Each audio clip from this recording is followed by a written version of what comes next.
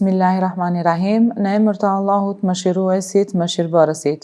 Të nderuar shikues të televizionit Koha, jemi këtu në programin e veçantë të titulluar Mesazhe Ramazanit 2025, i cili organizohet nga Miftinia e Tetovës.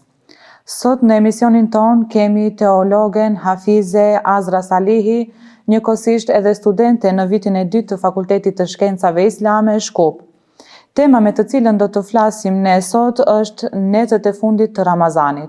E nderuar, mirë se keni ardhur. Mirë se gjeta, faleminderit. Përderisa gjendemi në 10 ditëshin e fundit të Ramazanit, na tregoni diçka për vlerën e këtyre ditëve.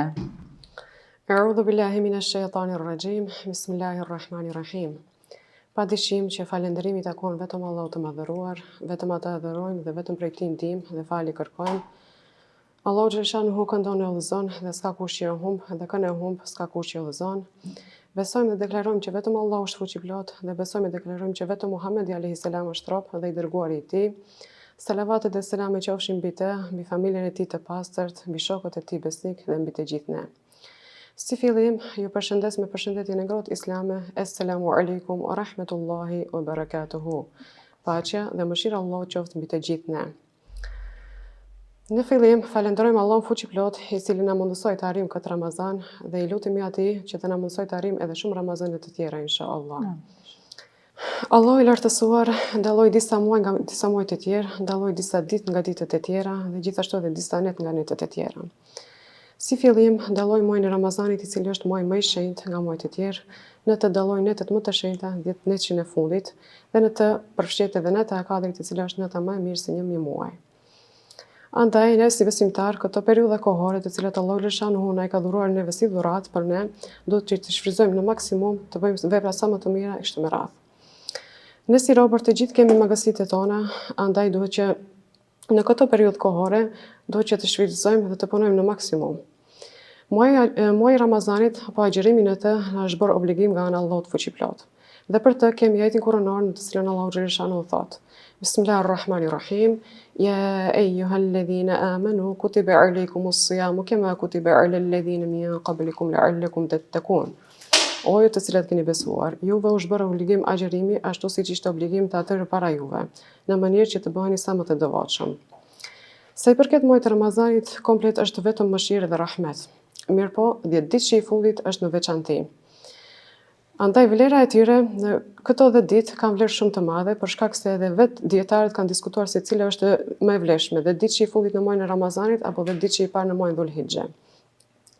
10 ditë që i muajit Dhulhixhe përfshin ditën e Arafatit, përfshin ditën e Kurbanit të Bajramit, ku edhe vetë pejgamberi sallallahu alajhi wasallam ka thënë se dita më e mirë e vitit është dita e Kurbanit të Bajramit. Në të është qëndrimi në Mina e kështu me radhë. Mirëpo nga ana tjetër kemi muajin e Ramazanit, gjithsesi 10 ditën e fundit të muajit Ramazanit, në të cilin përfshihen netët më të mira, netët më të begatshme, ku është edhe nata e kadrit, nata më e mirë se 1 muaj. Andaj dietarët kanë ardhur në përfundim se si ditë më të mira i kanë quajtur ditët e muajit Dhulhixhe, ndërsa si net më të mira i kanë quajtur netët e fundit të muajit Ramazanit. Vlerë tjetër të madhe kanë për shkak se në të filloi dhe zbritja e Kuranit. Fjala Allahu xhaleshanuhu, mëshirë për ne. Ku për të kemi ajetin kuranor në të cilin Allahu xhaleshanuhu thotë: Bismillahirrahmanirrahim. شهر رمضان الذي أنزل فيه القرآن هدى للناس وبينات من الهدى والفرقان. صدق الله العظيم. Muaji Ramazanit që në të filloi zbritja e Kuranit, që është udhërrofjes për njerëzit dhe sqarues i drejtës dhe dallues. Parashikja nga kjo ajet se Kurani famëlar është udhërrofjes për të gjithë ne, si mëshirë për të gjithë besimtarët dhe si rahmet mbi të gjithë muslimanët. Në të kemi edhe gjallërimin e këtyre netëve nga vetë i dërguari i Allahu xhaleshanuhu, nga Muhamedi alayhis salam. Ai në mënyrë rigoroze sa më shumë bën të adhurime, e sidomos në këto 10 ditë, sa më tepër përkushtohej namazit e kështu me radhë. Për të kemi edhe transmetimin nga Aisha radhiyallahu anha, e cila thotë se kur vinte 10 ditë që i fundit të muajit Ramazanit, pejgamberi i Allahut i madhëronte këto net, duke bërë sa më shumë adhurime dhe për të zgjonte edhe familjen e tij. Nga ky hadith shihet qartë se këtë nuk ka dësh që ta bëjë i vetëm, mirë po ka dësh që ta bëjë edhe familja e tij, në mënyrë që të arrish problemin edhe familja e tij. Përveç pejgamberit alayhis salam kemi edhe sahabët e pejgamberit alayhis salam, të cilët e kanë madhuruar në maksimum këto net. Kanë bërë vepra sa më të mira. Ku njëri prej tabiinëve thotë se sahabët e pejgamberit i kanë dalluar 3 dhjetëshe. 10 e fundit të muajit Ramazanit, 10 e parë të muajit Dhulhixhe dhe 10 e parë të muajit Muharram. ku secila prej tyre ka vlerën e veçantë në vete. Gjithashtu, mirë po më e veçanta është natët e Ramazanit apo 10 netët e fundit të muajit të Ramazanit. Pasi që nëtë është nata e Kadrit, ku për të kemi një sure të tërë, ku Allah xhaleshanu thot: Bismillahirrahmanirrahim, inna anzalnahu fi lejletil qadr, wa ma adraka ma lejletul qadr, lejletul qadri khairun min alfi shahr, tanazzalul malaikatu warruhu fiha biidhni rabbihim min kulli amr, salamun hiya hatta matla'il fajr. Sadaqallahu al-azim. E nderuar, cili adhurim do të ishte gjatë këtyre netëve më i dobishëm? Së pari, na është bërë e ditur se vetë shembull të këtyre netëve, këtyre veprimeve të cilat i ka vepruar në këto 10 ditë është Muhamedi alayhis salam, i cili gjallëronte këto net duke falë sa më shumë namaz.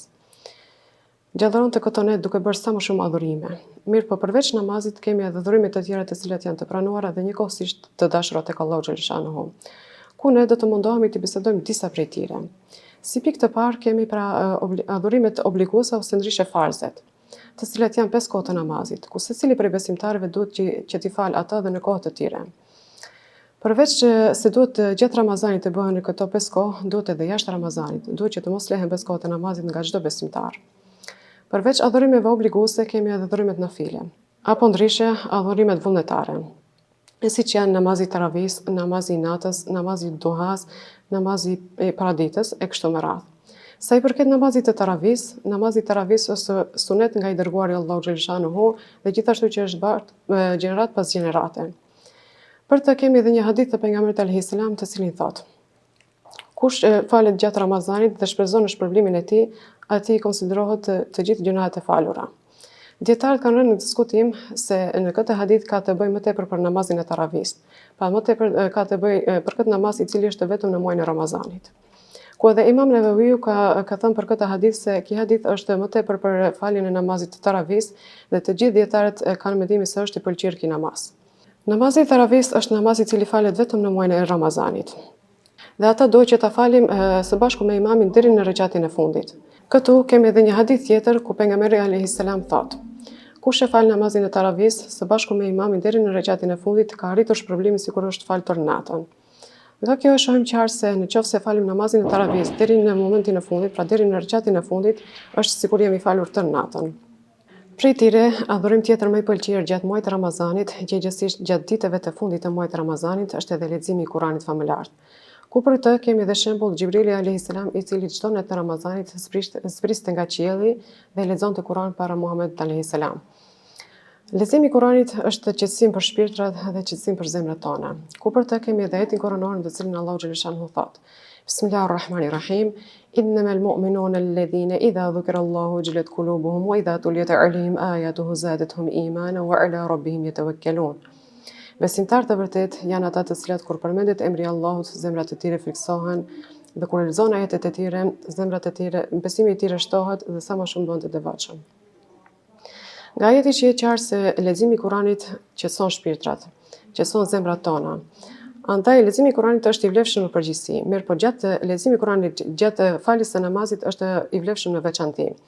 Ku për të kemi edhe një transmetim tjetër nga Abu Huraira radhiyallahu anhu, i cili thotë se pejgamberi sallallahu alajhi wasallam një ditë ka thënë: a dëshiron ndonjëri prej juve që kur të kthehet në shtëpitë e tij të gjejë 3 deve të mëdha të majme? Secili prej tyre tha: po, i dërguari Allahu xhaleshanu. Më pastaj pejgamberi sallallahu alajhi wasallam tha: leximi i 3 ajeteve të Kuranit gjatë namazit në Ramazan është më i vlefshëm se sa të kthesh në shtëpi të gjejësh 3 deve të mëdha të majme. Nga kjo pra shihet qartë se leximi i Kuranit në veçantë, mirë po gjatë faljes së namazit është ende më e vlefshme. Spik tjetër kemi edhe duat. Duaja është e gjë më e vlefshme që mund ta bëjë një agjërues gjatë muajit të Ramazanit, pasi që nëpërmjet lutjes së tij dhe tek Allahu xhaleshanu nuk ka asgjë tjetër që e pengon. Për të kemi edhe një transmetim nga Aisha radhiyallahu anha, e cila thotë se e pyetët të dërguarin Allahut nëse i qellojnë natën e Kadrit, cilën lutje ta bëjmë më së tepërmi. I dërguari Allahu xhaleshanu i tha: bëje këtë lutje: Allahumma innaka afuwun tuhibbul afwa fa'fu anni. Që në shqip do të thotë: o Zot, ti je falës, e don faljen, andaj më fal edhe mua. Këtu kemi edhe një ajet tjetër koranor ku Allahu xhaleshanu thotë: Bismillahirrahmanirrahim, wa idha sa'alaka 'ibadi 'anni fa inni qarib ujibu da'wata ad-da'i idha da'ani falyastajibu li wa liyu'minu bi la'allahum yarshudun. Kur robërit e mi të pyesin për mua, unë jam afër, i përgjigjem lutjeve të lutësit dhe ai kur më lutet mua. Prandaj le të përgjigjet thirrjes sime dhe le të më besoj mua për të qenë në rrugë të drejtë. Nga këto 3 pika të cilat i biseduam, shihet qartë se këto janë si më kryesore në këtë muaj, gjithsesi në këto 10 ditë.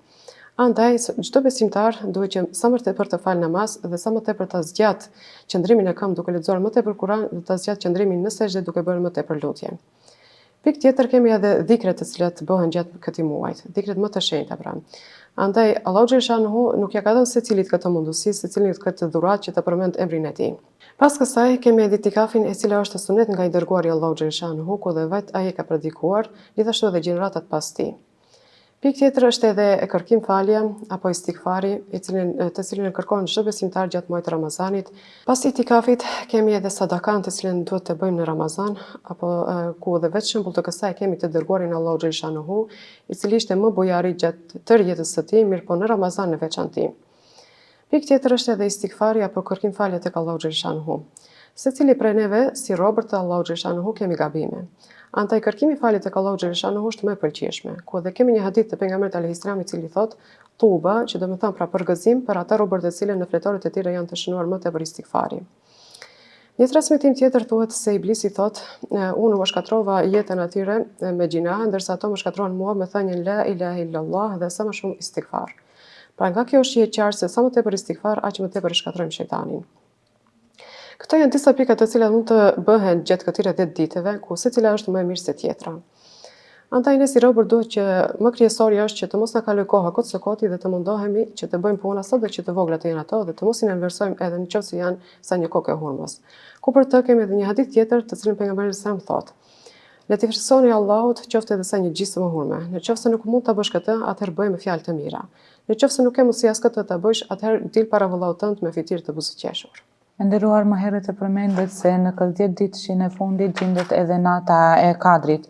Si të arrijmë në praktik shpërblimin e natës së Kadrit? Si përfundimisht, pra nata e Kadrit nuk dihet më qartë se kur është, mirë po nga hadithe të shumta të cilat janë transmetuar nga pejgamberi alayhis salam, shihet qartë se nata e Kadrit është në 10 ditëshin e fundit të muajit Ramazanit.